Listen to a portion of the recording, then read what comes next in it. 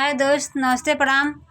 आप लोग कैसे हैं? आशा करती हूँ कि आप लोग ठीक होंगे।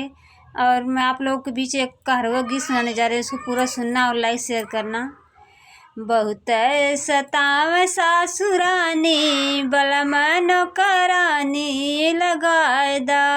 बहुत सताव सासुरानी बलम नौकरानी लगाए दा। रानी लगा दा नौकरानी लगाए दा। रानी लगा दा नौकरानी लगाए दा। बहुत सताव सासुरानी बलम नौकरानी लगाए दा। रोज रोज काहे हम पनिया भरन के। रोज रोज काहे हम पनिया भरन के। अंगूरी में पड़ी गए निशानी बलम नौकरानी लगाए दा। अंगूरी में पड़ी गए निशानी बलम नौकरानी लगाए दा।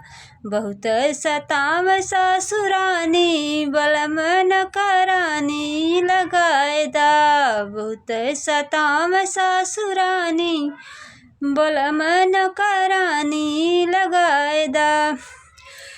खनवा बनन के बोलिया सुनाव।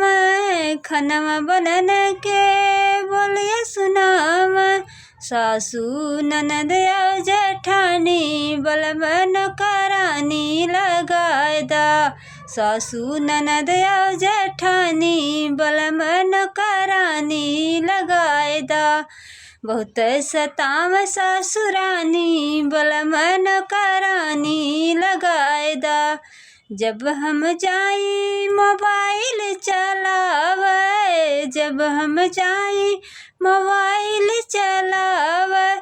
देखी देखी जर तीनों जानी बलम नौकरानी लगाए दा। देखी देखी जर तीनों जानी बलम नौकरानी लगाए दा। बहुत सताव सासुरानी बलम नौकरानी लगाए दा।